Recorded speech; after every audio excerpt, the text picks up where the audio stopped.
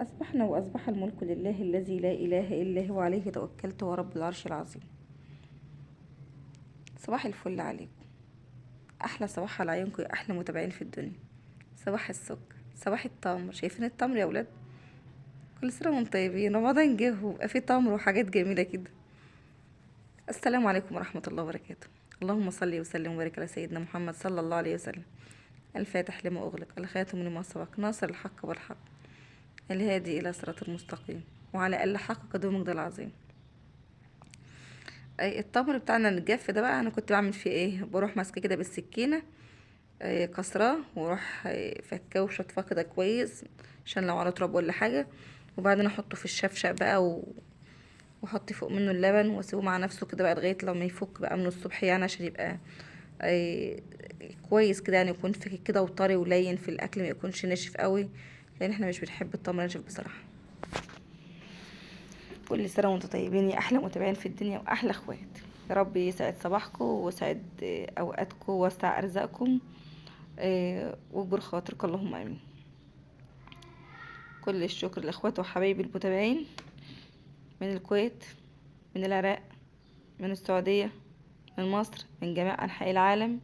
إخواتي وحبايبي المتابعين عندي في قناتي، واللي مش متابعين برضو كل سنة وانتم طيبين. يا رب ينعاد عليكم الأيام بخير، اللهم آمين يا رب العالمين.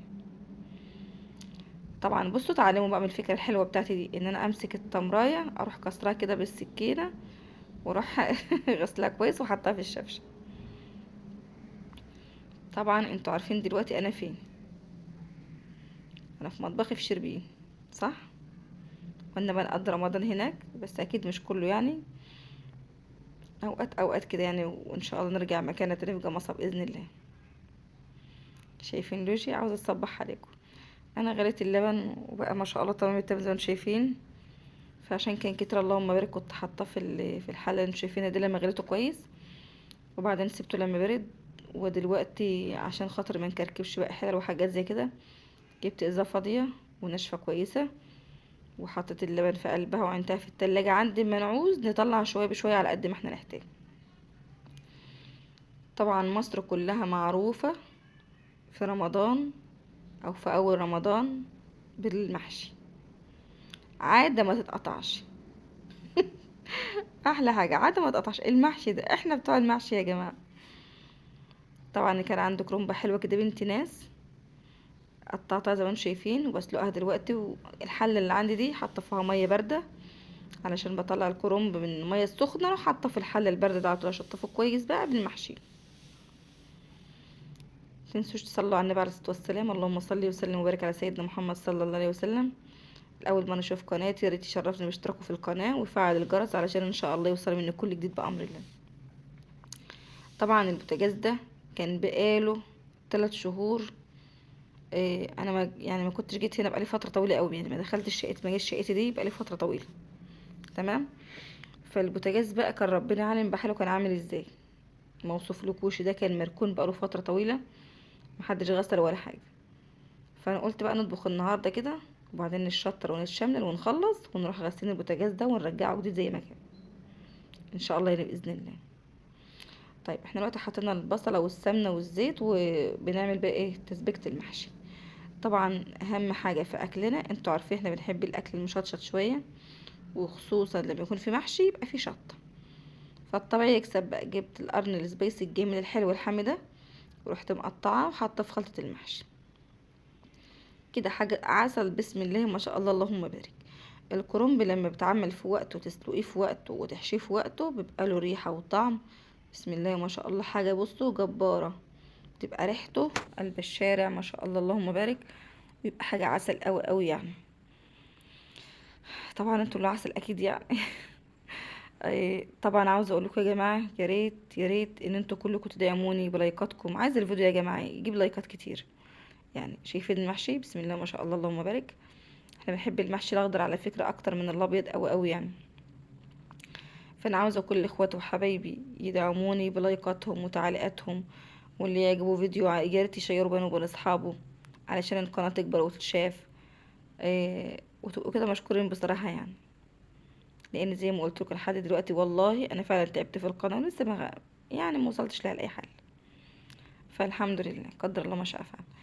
دلوقتي بقى بصوا، انتوا عارفين كويس ان رمضان معروفه بالقطايف والكنافه والحاجات الحلوه، واخدين بالكم انتوا بقى.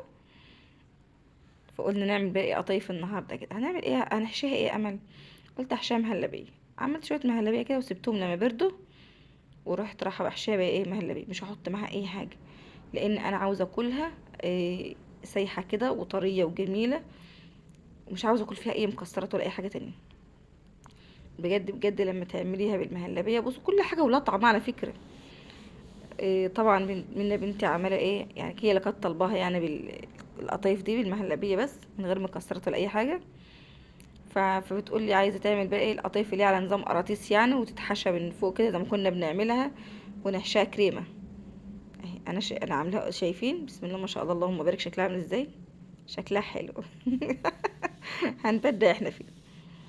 فدلوقتي خلاص انا عملتها، هروح اقليها وفي الزيت، وبعدين انا عامله الشربات بتاعي بارد بقى وجميل، وهنزل بقى فيها وطبعا انا مش هحط كريمه زي ما انا قلت لكم، انا هحط اللهم صل على سيدنا محمد المهلبيه الحلوه الجميله اللي عاملاها دي. طيب هنعمل ايه تاني؟ عاوزين نعمل، احنا عملنا تمر باللبن. طب دلوقتي بقى هنعمل شويه صوبيا برضو، لان احنا من عشاق العصير بصراحه. هنعمل الصوبيا، هنحط كوبايه ميه وقدها بالظبط كوبايه لبن. تمام كده، بنفس الكوبايه اهي. دي لبن من اللي انا كنت غالياه وعينها في التلاجة قدامكم دلوقتي. خلاص هنعين بقى الازازه ونقفلها ونعينها تاني. دي شويه فانيليا.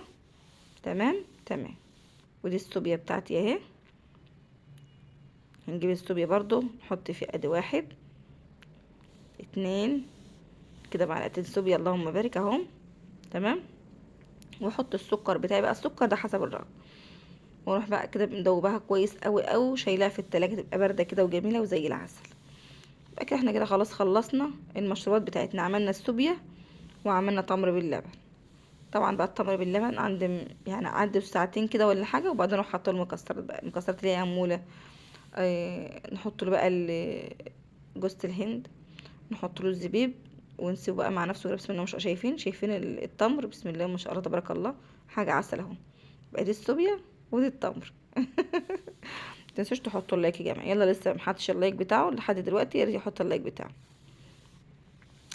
يحرمونيش من لايكاتكم بقى عشان الفيديو يتشاف والقناه تكبر. نفسي يا جماعه القناه تكبر باذن الله، فحاولوا تدعموها عشان تكبر يعني. شايفين القطايف بسم الله ما شاء الله، حاجه عسل يعني. انا كنت ببوسها لان انا بحب القطايف يعني، بحبها محشيه مهلبيه، محشيه كريمه، محشيه مكسرات، محشيه جبنه رومي. شوفوا مين عماله تقول لي ايه، انت تديني الطبق ده وانا اخده واطلع على السطح اكله براحتي. كانت هتقع، كانت هتطير بقى بصراحه يعني. كناش لسه علقنا زينة رمضان، فاحنا قلنا ايه نخلص الاكل بتاعنا ونوضب الفطار، وبعدين نبقى نعلق الزينة بتاعتنا براحتنا. طبعا قلنا بقى نخلص نركب الزينة، ومنا بنت الله يصلح حالها عماله تناولني بقى احنا عاوزين نعمل حاجه مختلفه يعني. كانت زينة، دي كانت زينة السنة اللي فاتت يا جماعة، كانت زينة رمضان دي بتاعت السنة اللي فاتت. طبعا احنا حاطين زينة في شقتنا اللي في جمصة، لكن صراحة انا ما صورتهاش بصراحة يعني. ما صورتهاش لان ما كانش في عندي وقت. انا فوجئت لقيت نفسي اتاخرت وعاوزه امشي، وحصل معايا كام موقف كده ما كنتش لاحقه بصراحه ان انا اصور معاكم. وبعد ما فرشت الشقه هناك في جمصه، بعد ما غسلنا السجاد وعملنا الروتينات والحاجات الجميله دي، فطبعا كنت عاوزه افرش السجاد بقى واصور معاكم الروتين. بس كان بصراحه عندي شغل 3 ايام ورا بعض، فما كنتش لاحقه خالص ان انا اصور لكم الفيديو بتاع الروتين بصراحه. بعد واحنا بنفرش السجاجيد وبنفرش الشقة وبنعلق الزينة ونحط الحاجات الجميلة اللي احنا عملناها هناك دي. فاحنا كنا عاوزين نيجي شربين، ففوجئنا لقينا الوقت جرى بينا. وبقينا امتى؟ بقينا قبل رمضان بيوم يعني. فوجئنا لقينا نفسنا كنا جايين يوم الاربع، اللي هو المفروض اللي هو يوم السحور، اللي هو يوم الاربع. فوجئت لقيت نفسي فعلا الوقت جرى بيا قوي قوي، ما لحقتش ان انا اصور ولا اعمل اي حاجه. انا حتى يومها جيت شربين هنا، وصلت شربين هنا تقريبا العشاء او قبل العشاء بحاجه بسيطه خالص. فصراحة ما كانش عندي وقت ان انا اصور معاكم زينة رمضان والحاجات الجميلة وبعد ما فرشت الشقة ووضبتها ما كانش في عندي وقت. تمام. فاحنا قلنا طبعا بقى دي زينة رمضان هي بتاعت السنة اللي فاتت، قلنا تقضي بقى الغرض هنا. المهم ان احنا نفرح لوجي ونفرح الشقة بتاعتنا بزينة رمضان. دي هدى بنت اخويا ماسكة الستاند الجديد واقفة جنبه. ده الستاند الجديد اخيرا يا جماعة، جبنا ستاند جديد اخيرا يعني. طبعا واحنا كنا بننقل من شقة لشقة في جمصة، الستاند كان اتكسر وكان باظ خالص، ما كانش قاعد نافع، لان كان كل شوية يقع يعني ويحصل له موقف كده. فيعني جاب اخره بصراحة يعني، ما عادش نافع خالص، لا ما عادش فيه ستاند اساسا يعني. فالحمد لله قدر الله ما شاء. فالاخيرا بعد 3 شهور معاناة من غير ستاند، اخيرا جبنا ستاند ورحمنا منا من تسليمتها بالتليفون. فالحمد لله يعني الحمد لله.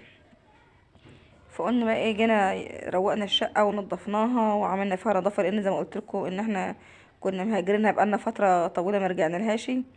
فالحمد لله جينا بعد مهاجرة طويلة ليها، فجينا قلنا ايه نعمل بقى روتين، نضفنا ووضبنا وعملنا فطرنا الحمد لله، وعلقنا الزينة زي ما انتم شايفين كده، اللهم بارك، حاجة برضه تفرح لوجي. وده فانوس لوجي الجديد بتاع السنة دي يا جماعة، كل سنة لوجي لها فانوس. حسبي يا لوجي المصحف، حسبي يا لوجي المصحف.